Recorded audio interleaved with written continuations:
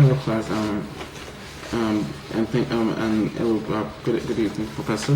My name is Adebola Sule, and I'll be talking about the media bias and I'll be differentiating between CNN and Fox News.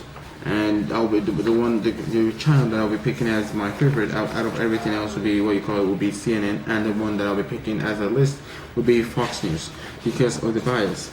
And I understand that what you call it, there has been bias from the beginning of time, and what you call it when people are told to when you deliver news, they deliver news in their own point of view, the way they think and the way they believe. They deliver the news in the way that will benefit them. So that has always been the way people deliver news. But that shouldn't be so since the news networks are professionals. They were supposed to know better than that. So also, and that's why I like CNN because in CNN they understand the role of the media. That the media is supposed to inform and let the people make the decision in about the news that they get. In a poll that was done in some few years ago, the people what you call it claimed what you call it said that CNN was the most believable of the television news sources. So they claimed they were the most believable, and then also our CNN has proven to what you call it be more to be as how they have set themselves apart is in one of their TV shows called Anderson Cooper 360. It's a segment of the show is devoted to them or is to Anderson trying to find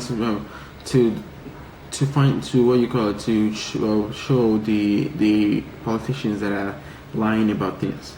Regardless of their party affiliation, is gonna call them out, which is what the news channel should be doing, or they should also what you call it to no matter what you call it what the person's news the person whether regardless of if the person is Republican or Democrat, they should just follow what you call it follow the guidelines of news of news broadcasting, and then just report the news without any bias in mind, which is one thing that CNN is very good at by what you call it giving a balanced opinion.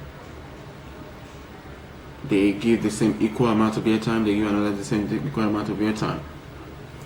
And then when you see someone that is when I see someone that is watching CNN what you call it news coverage, the first thing that comes to mind is my first impression is that the person is an independent. Someone will sometimes agree and sometimes disagree with Obama's policy. Someone will sometimes agree with Democrats and sometimes disagree with Democrats, and someone that sometimes agree with the Republicans and sometimes disagree with the Republicans.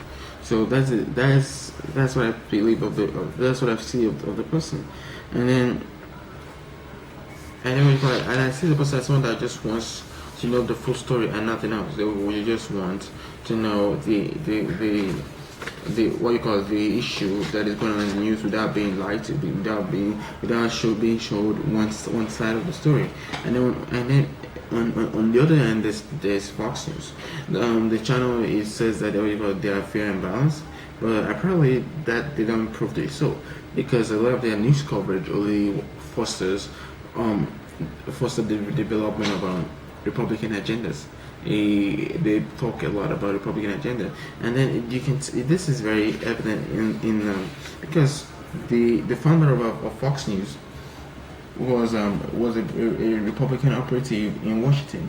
He worked under Nixon. He worked under Reagan, and then he was very influential in this Bush senior campaign to become president.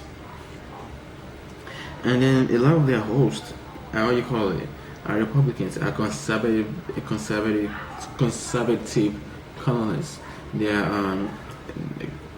They they stand for Republican ideas. They which really shouldn't matter when they're developing, they're giving news. But according to one of the reports that was posted online, a very respected New York City cable news reporter was interviewed for a job with Fox and says that the management wanted to know his political affiliation. And their political affiliation should have nothing to do with the way they report news. But apparently that does matters when someone is trying to get a job at Fox. You have to be Republican, you have to be conservative, you have to stand for Republican ideals, which is very, very wrong. In news reporting, should be fair, balanced, and nothing else, like what they claim to stand for. And then it's very funny. What I found very interesting is how a lot of the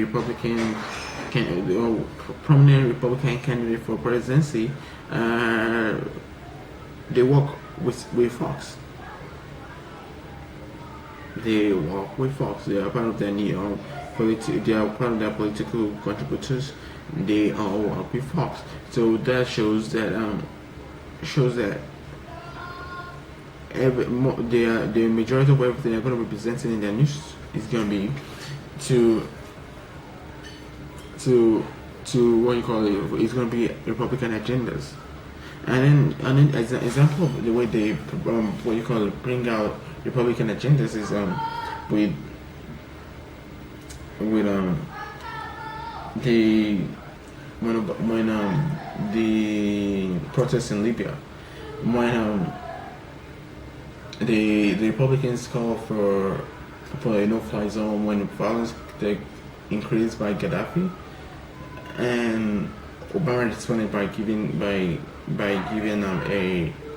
a no-fly zone. Although it was a little later than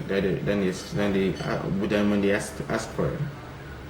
But then they shouldn't be surprised, because that's the job of a president to evaluate the condition and to see whether not to just rush into a military job. But the Republicans were outraged by that it took him so long, and then that the U.S. was not leading the war, the no-fly zone. So they were outraged by that, and then also again, the Fox News started talking about how Obama was too late, was not on time, was bad with timing, and wasn't letting the U.S. become leader in everything, and the U.S. is weakening U.S. reputation around the world. Again, backing under Republican ideology. So while there's always been while there's a lot of bias in news, even seeing it have some kind of bias sometimes, but one thing that is very evident is that Fox News exhibited a lot in comparison with CNN. They foster a lot of Republican ideals. So thank you so much for this opportunity,